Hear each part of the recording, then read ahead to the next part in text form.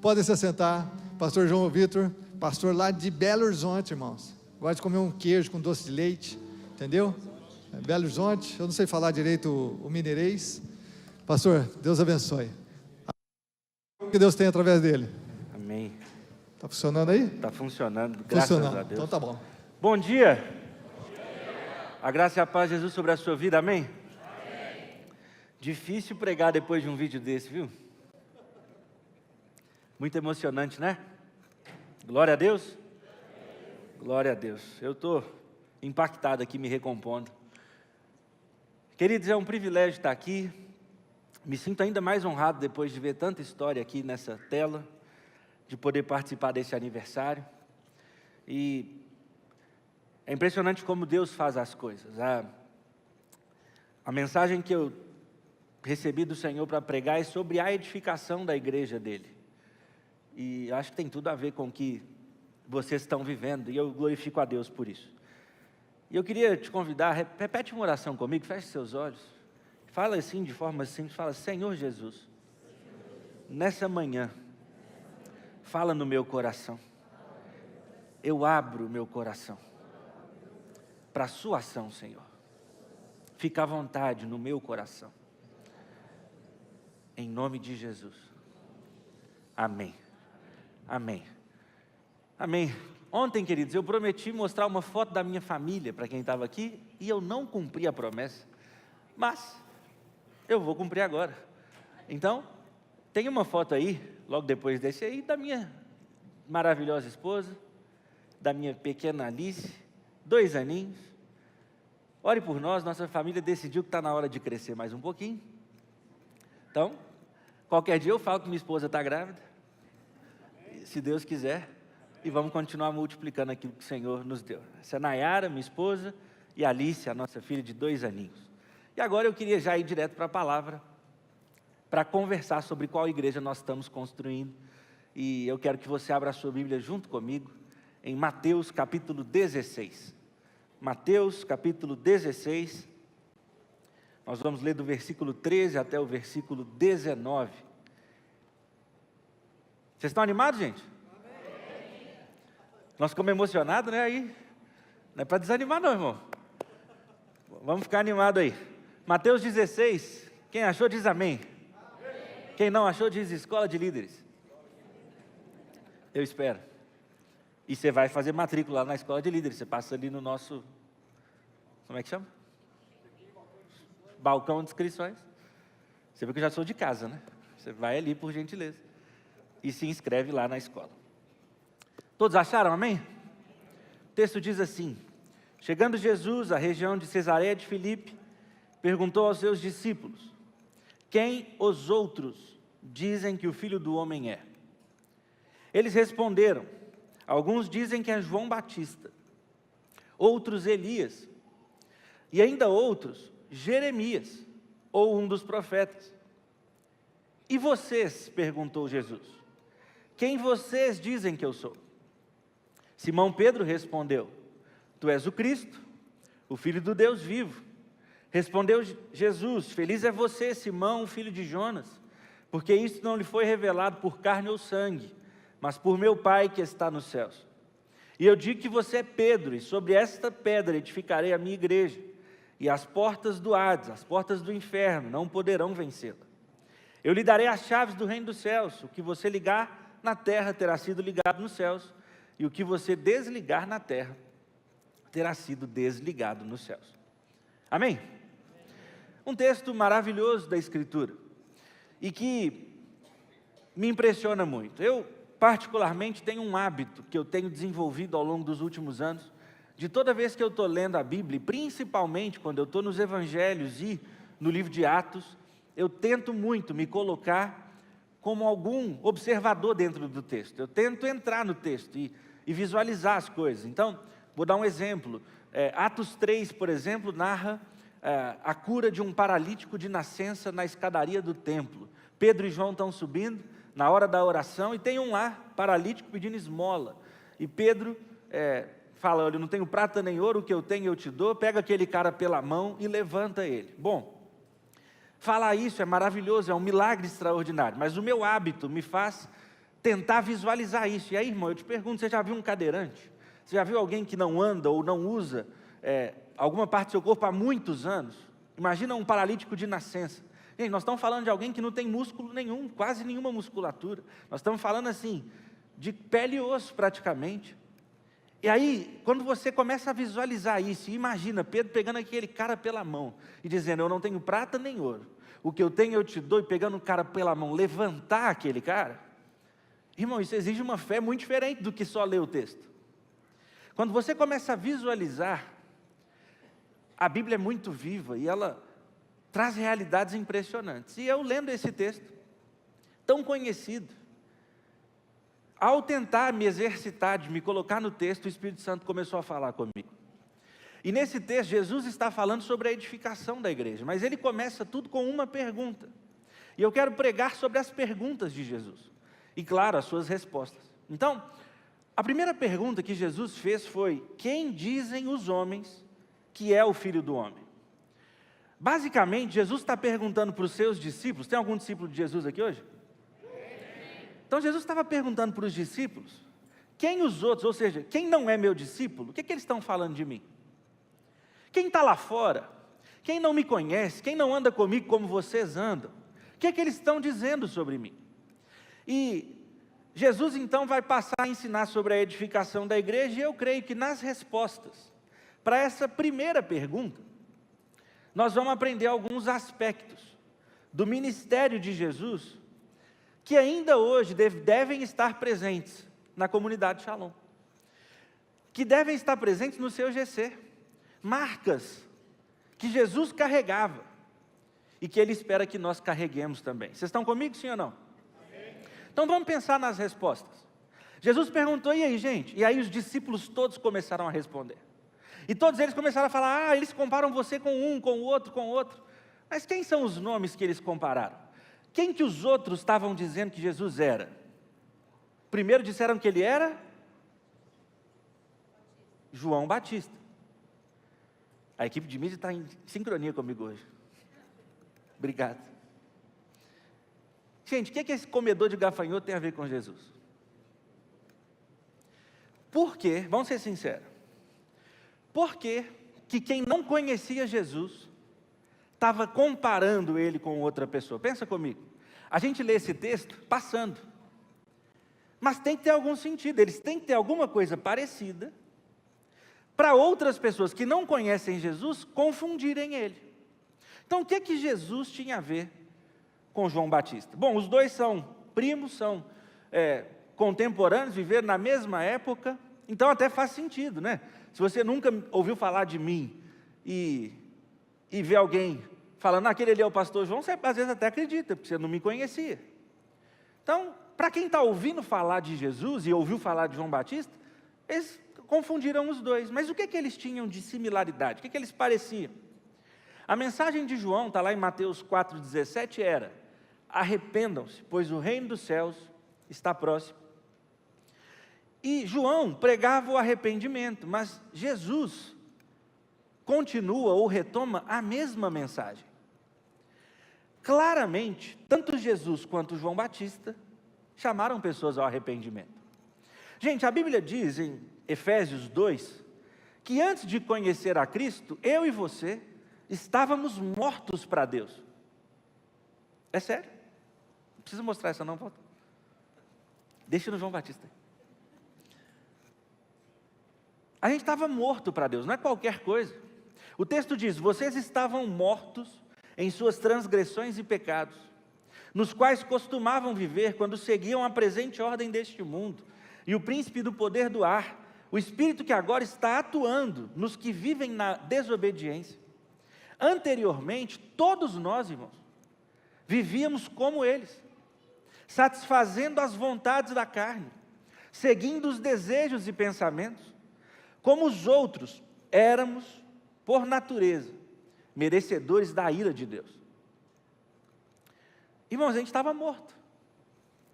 Mas Paulo continua o texto dizendo, todavia, Deus, que é rico em misericórdia, pelo grande amor com que nos amou, deu-nos vida com Cristo. Alguém tem vida com Cristo aí? Isso aconteceu quando ainda estávamos mortos em transgressões, mas pela graça, vocês são salvos. Irmãos, quando Paulo fala isso, que Deus nos deu vida com Cristo, ele está dizendo que nós mudamos de direção. E o que fez a gente mudar de direção? Arrependimento. Quando a gente aceita Jesus, quando a gente vai se batizar, a gente faz uma declaração de que morreu para a velha vida e nasceu para uma nova. Essa nova tem a ver com arrependimento. Então, a mensagem de João Batista, a mensagem de Jesus, é que nós temos que nos arrepender dos nossos pecados. É uma mensagem igual. Mas e o que isso me marca tanto? Irmãos, é que nós, sim, temos que... Quem já aceitou Jesus aqui, já se arrependeu uma vez. Mas viver a vida requer viver em arrependimento todo dia. Porque, irmão, não é porque você arrependeu lá no dia que você foi salvo, que você nunca mais pecou depois disso. A Bíblia diz que quem afirma não ter pecado algum, faz de Deus um mentiroso. Irmão, nós pecamos todos os dias. A marca da igreja que Jesus quer construir aqui em Londrina, é uma marca de uma igreja que continua vivendo arrependida, continua vivendo para agradar a Deus, continua deixando os seus pecados. Não tem pecado de estimação mais, irmão, não tem como você viver a vida cristã e ficar agarrado nas mesmas coisas por anos. Chegou a hora da gente romper e viver arrependido, mas não só isso, a gente vive arrependido e prega arrependimento. A marca da igreja que Jesus quer continuar construindo conosco, edificando através de nós, é uma igreja que vive arrependida e prega arrependimento. Então, agora sim, a igreja que Jesus está edificando, não pode deixar de chamar pessoas ao arrependimento. Ela ganha outros, ela ama as pessoas como elas estão, mas ela nunca deixa as pessoas como elas estão.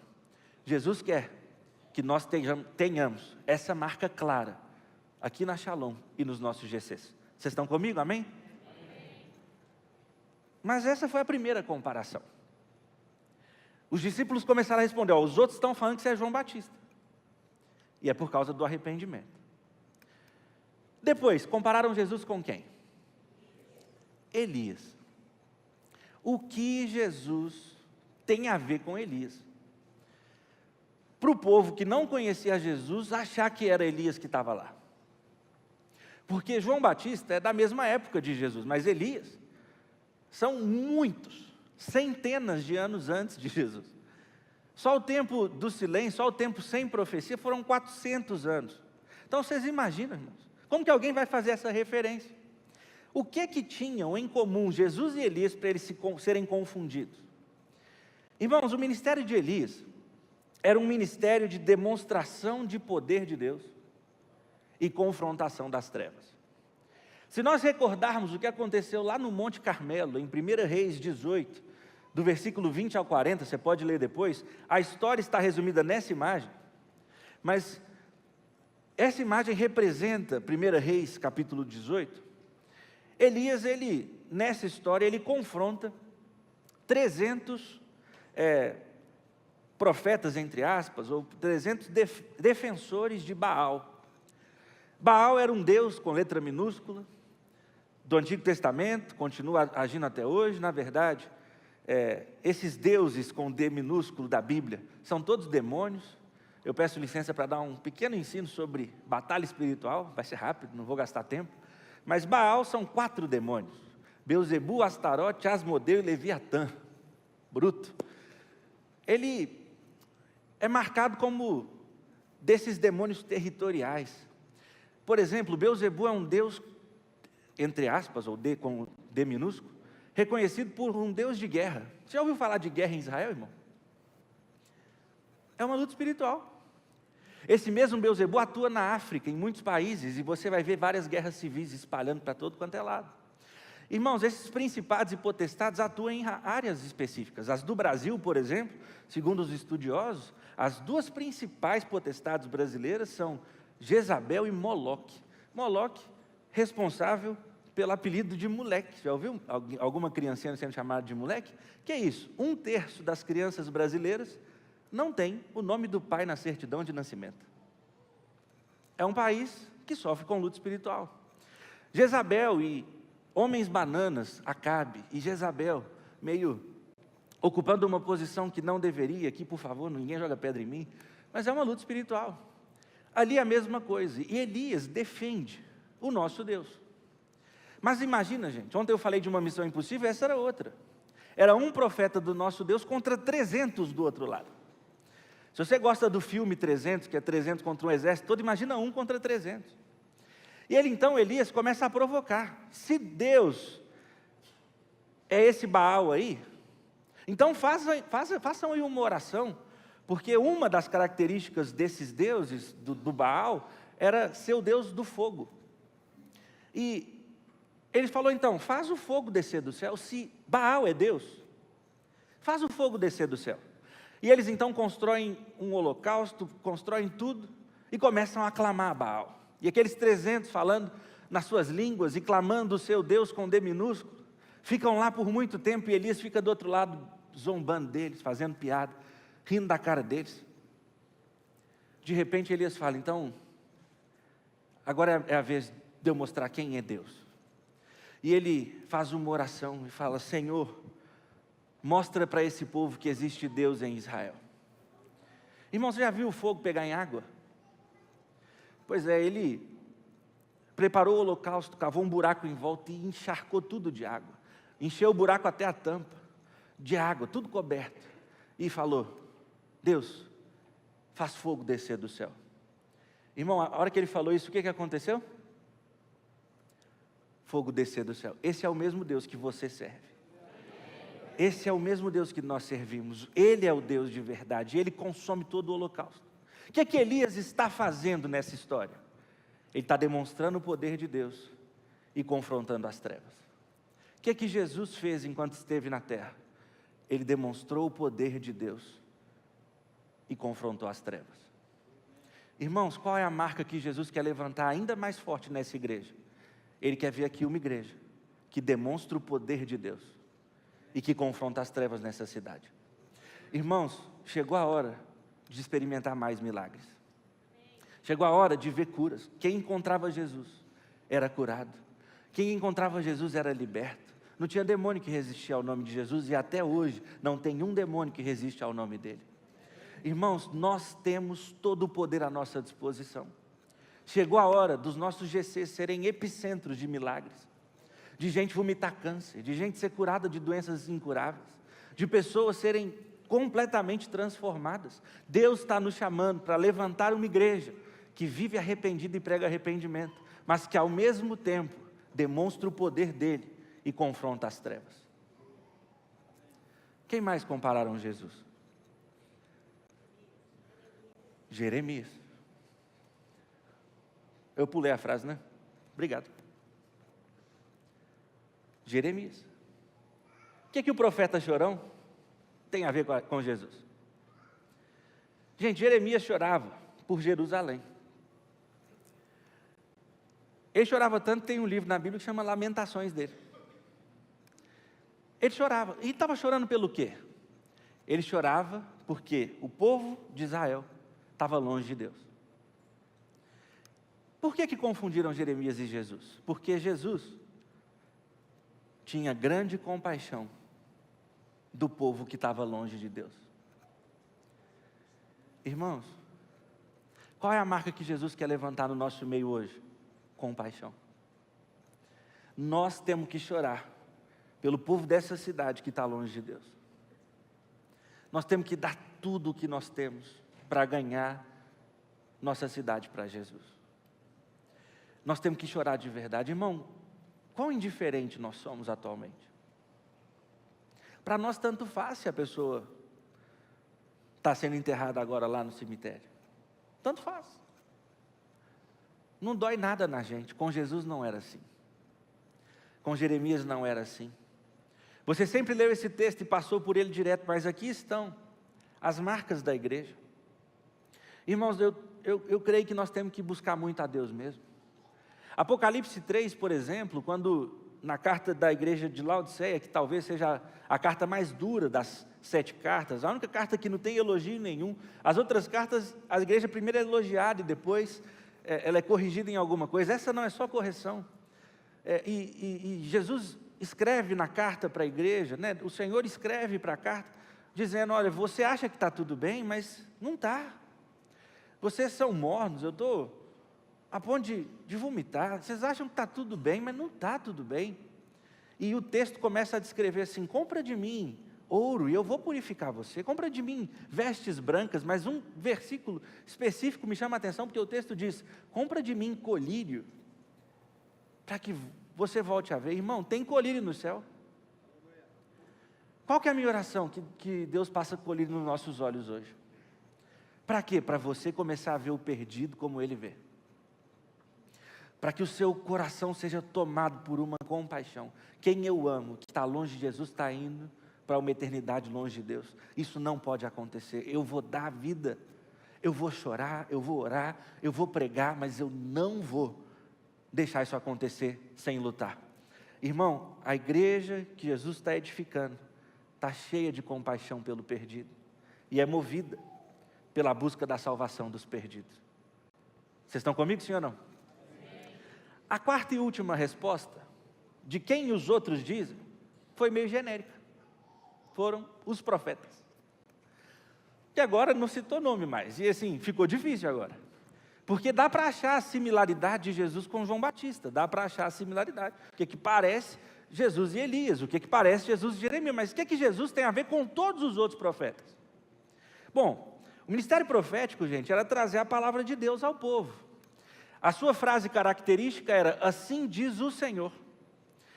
Jesus também trouxe a palavra de Deus ao povo, mas tem uma diferença.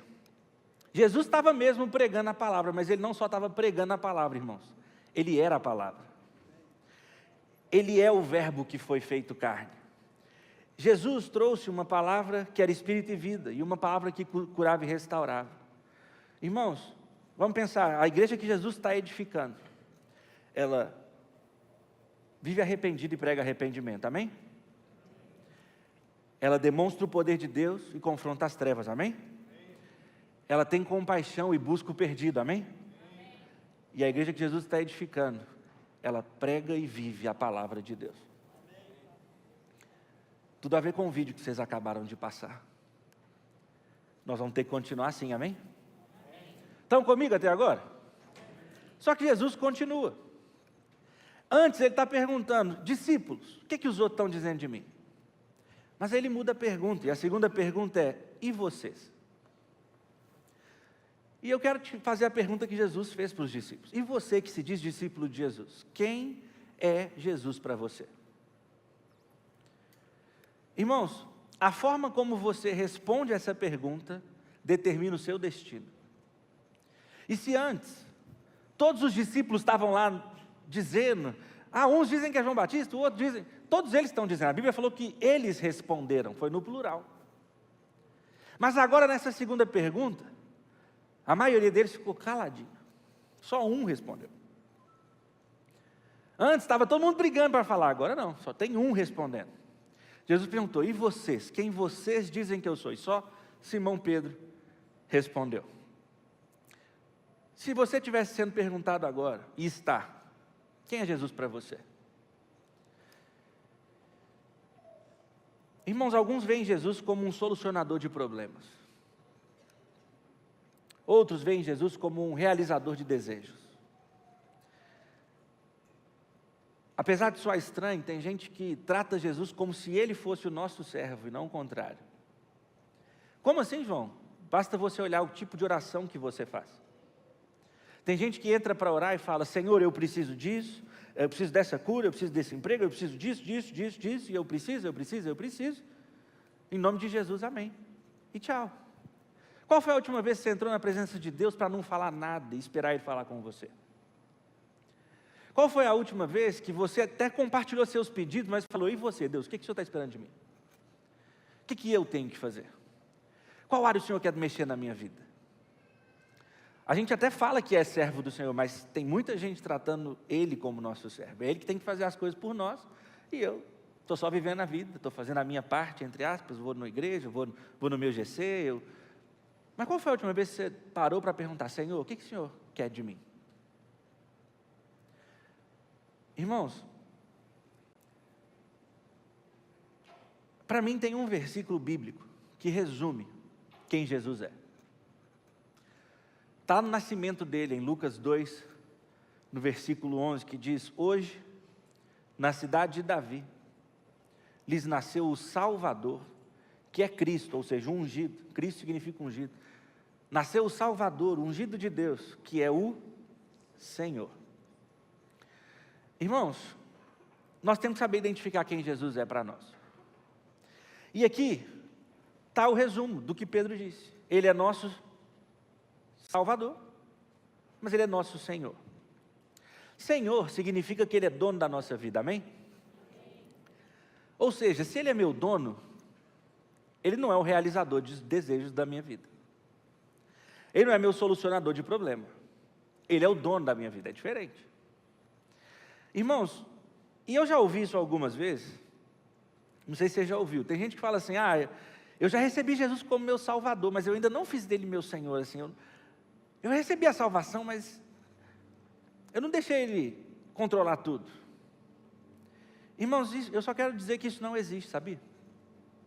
Jesus como Senhor é uma das mensagens mais centrais da Bíblia. Vou te provar.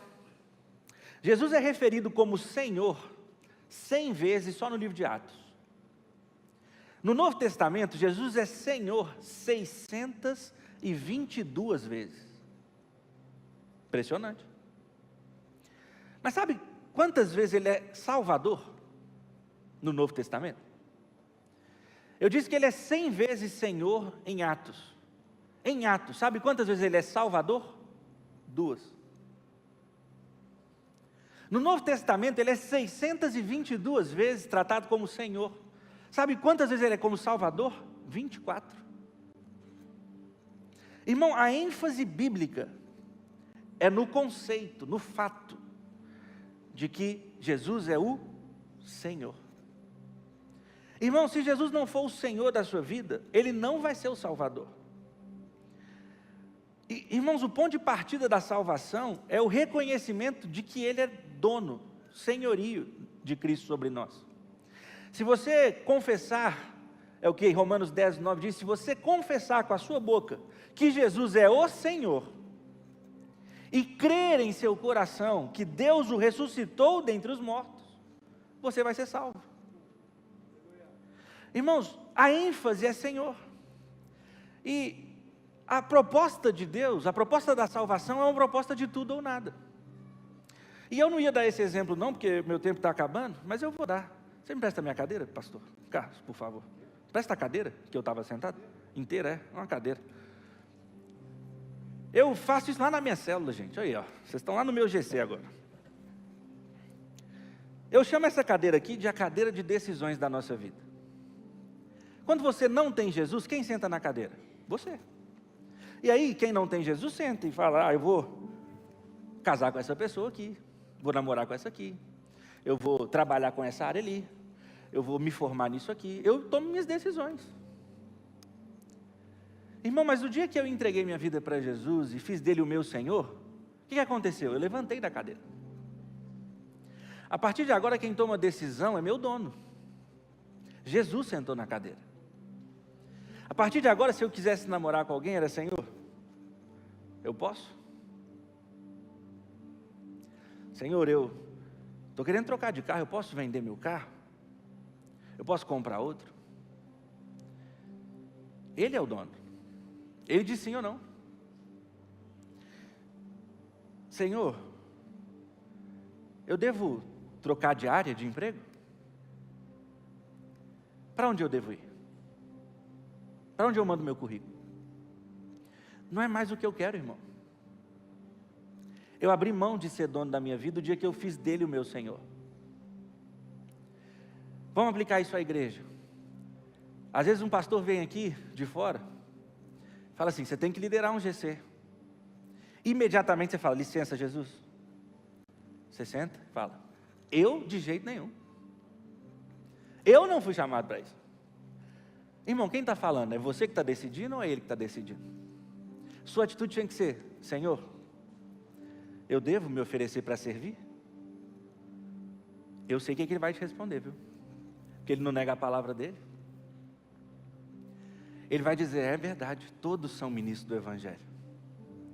É verdade, apesar dos seus dons diferentes, apesar da sua timidez, apesar das suas coisas. Se eu olhasse para Moisés, apesar de você ser gago, meu filho, é você mesmo que vai liderar. Irmãos, a gente fala que Ele é nosso Senhor, mas não deixa Ele ser Senhor de tudo. Eu te devolvo a pergunta, quem é Jesus para você? Ele é só seu Salvador? Irmão, é impossível. Imagina aí que você, pensa lá na sua casa agora, no seu apartamento. Imagina que você tem uma casa com 2 quartos ou 3, que seja 3 para facilitar meu exemplo. Você tem 3 quartos lá, mas imagina que você comprou um apartamento, ou que você alugou um apartamento. Só que um dos quartos você não pode entrar, é trancado a chave e você não tem a chave. Eu te pergunto, esse apartamento é seu mesmo? Como assim esse apartamento é seu, mas tem um quarto que você não pode entrar? Tem gente tratando Deus assim, meu coração é seu, mas essa área aqui não. Esse ponto da minha vida não. Me fazer trabalhar na igreja, não, isso não. O que é escolher, deixar essas áreas da minha vida? Não, esse pecado não, isso aqui não. Irmãos, ou Ele é Senhor de tudo, ou Ele não é Senhor. Ou Ele tem todas as chaves do seu coração, todas as chaves da sua vida, ou Ele manda em você ou não. Fazendo essa analogia de Senhor, o Antigo Testamento mostra para nós que um escravo, quando ele tinha um senhor, tinha um tempo certo para ele servir na casa dele. Irmão, depois que esse tempo se cumpria, o escravo estava liberado. Mas se o escravo amasse o seu senhor, amasse a casa do seu senhor, e decidisse que queria ficar lá o resto da vida, ele tinha que ir lá no batente da porta, parar a orelha, e deixar furar, era uma marca. Que eu vou servir na casa do meu senhor o resto da vida. Irmão, vocês estão ouvindo alguém que tem a orelha furada. Eu decidi dar minha vida toda para o Senhor. Eu vou para onde Ele quiser, eu falo o que Ele quiser, eu faço coisas que eu não queria fazer, mas que Ele me mandou fazer. Eu deixo de fazer coisas que eu queria fazer, mas que Ele não me mandou fazer. Ele é o meu dono. Eu não estou dizendo que eu não brigo com Ele, que eu não quero sentar aqui direto passo por um problema, eu pergunto uma coisa para Ele, Ele demora a me responder porque Ele quer me tratar. E eu estou doido para tirar Ele da cadeira e falar, deixa eu decidir esse negócio. Mas irmão, esse não é nosso chamado. O nosso chamado é fazer dele Senhor da nossa vida. Eu pergunto de novo, quem é Jesus para você? Você vai sair dessa conferência continuando dizendo, eu não vou liderar? Continuando dizendo, eu não conta comigo. Ou você vai fazer dele seu Senhor e vai perguntar, o que o Senhor quer que eu faça? Eu não estou pedindo para você responder por você que você vai liderar. Mas vai se relacionar com Deus, eu garanto que Ele vai impulsionar você a servir a Deus, a servir essa igreja, a servir, a trabalhar. Irmãos, a forma como você responde à pergunta de quem Jesus é, determina o seu destino. A resposta de Jesus para Pedro, quando Pedro reconhece, tu és o Cristo, o Filho do Deus vivo. Assim que Pedro reconhece Jesus, Jesus reconhece Pedro e afirma, sobre essa pedra, eu vou edificar a minha igreja. Irmãos, não se confunda. Jesus não está dizendo que Pedro é a base da edificação da igreja. Não é isso. O que Jesus está dizendo é, eu sou a pedra angular.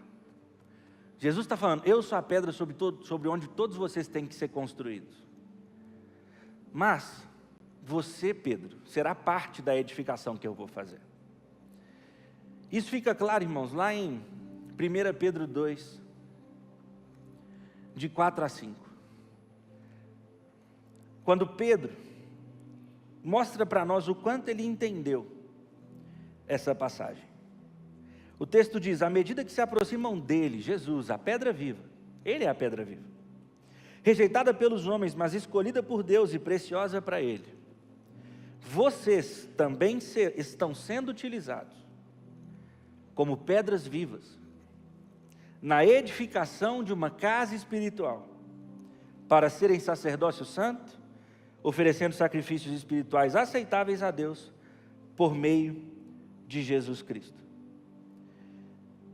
E o texto termina dizendo, que nós, pedras vivas, somos geração eleita, reino de sacerdotes, nação santa, povo que pertence a Deus, para anunciar as grandezas daquele que os chamou das trevas para a sua maravilhosa luz.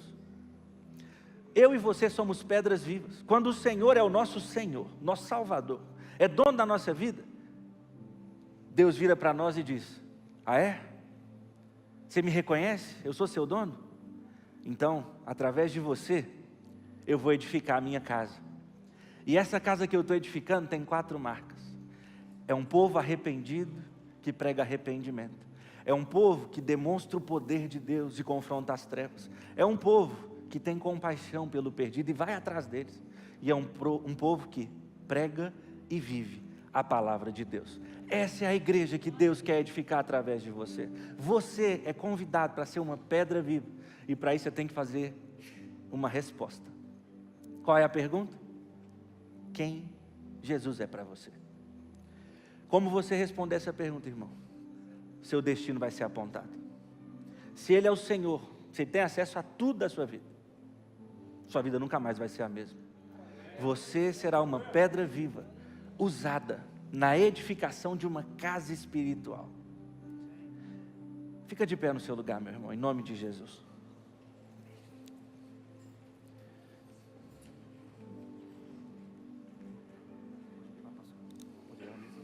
Só vou beber água.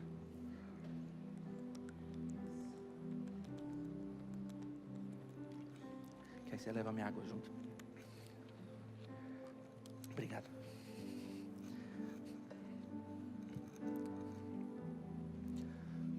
Tá claro, meu irmão? Deus está nos chamando, enquanto igreja dele, enquanto comunidade de Shalom, para levantar 4 valores, que não são qualquer valor, não é qualquer coisa, irmão, não é qualquer valor, são as marcas de Jesus, são as marcas da igreja que Ele está edificando. E nessa manhã, você tem a chance agora, de se alinhar a isso. Você vai ter que começar respondendo a pergunta. Eu quero que você feche seus olhos e imagine agora Jesus na sua frente, fazendo a pergunta: quem eu sou para você? Você pode dizer: tu és o Cristo, o Filho do Deus vivo? Será que você pode dizer para Ele: o Senhor é o meu Salvador, é o meu Senhor, é o dono da minha vida? Então, essa manhã é um convite de Deus para você parar a orelha no batente da porta e deixar o Senhor furar, como uma afirmação de: eu vou servir o Senhor e a sua casa o resto da minha vida, como uma posição, é um posicionamento de que a partir de hoje você vai levar ainda mais a sério a ideia de que você tem que viver arrependido, deixar seus pecados e pregar arrependimento. Que a partir de hoje, por causa dessa decisão de andar mais perto de Jesus, você vai ser um epicentro do poder de Deus. Quando chegar um doente, você não vai falar mais: eu vou levar lá para o pastor orar. Você mesmo vai orar, irmãos. Você mesmo vai impor as mãos, você mesmo vai ver o câncer indo embora, você mesmo vai ver as dores de cabeça indo embora, você mesmo vai ver ligamentos sendo restituídos, você mesmo vai ver milagres extraordinários, você mesmo vai confrontar Baal e vai ver fogo descer do céu, irmão. Você vai curar todos os enfermos, você vai expulsar todos os demônios, mas como que você vai fazer isso? Jesus prometeu que você faria obras como as que Ele fez e ainda maiores do que as que Ele fez. Nós somos chamados para manifestar o poder de Deus e confrontar as trevas, irmão. Não pode ter tráfico de drogas aqui nessa cidade mais. Não pode ter criminalidade. Não pode. Vai ter uma igreja que é luz, sal e luz desse mundo, que transforma onde chega. Chegou a hora de o Senhor pingar colírio nos seus olhos, para você ver o perdido como Ele vê, para a compaixão tomar forma em você e você chorar por todos que estão longe de Jesus. Chegou a hora não só de viver a palavra, mas de pregar a palavra. Tem gente que fala: pregue a palavra, mas se necessário use as palavras, no sentido de: você tem que ser um exemplo. É verdade, você tem que ser um exemplo, mas a Bíblia diz que o Evangelho de Jesus tem que ser anunciado, irmão. Então não é só ser um exemplo, é pregar a palavra. As duas coisas. Não adianta você pregar e não viver, porque não vai ter sentido, ninguém vai querer te seguir. Mas Jesus quer levantar e edificar uma igreja aqui em Londrina, que vive arrependido e prega arrependimento, que manifesta o poder dele e confronta as trevas, que tem compaixão pelo perdido e que prega e vive a palavra. Você é uma pedra viva que vai fazer parte disso? Eu quero te dar um minutinho para você orar. O que Deus falou com você? Sua oração agora. Talvez você vai ter que se arrepender. Talvez você vai ter que ir lá destrancar a porta que você não estava deixando Deus entrar. Talvez você vai ter que reconhecer que você sentou na cadeira de novo. Você está agindo como se você fosse o seu Senhor. Não é, Ele é o Senhor. Então, faz a sua oração agora.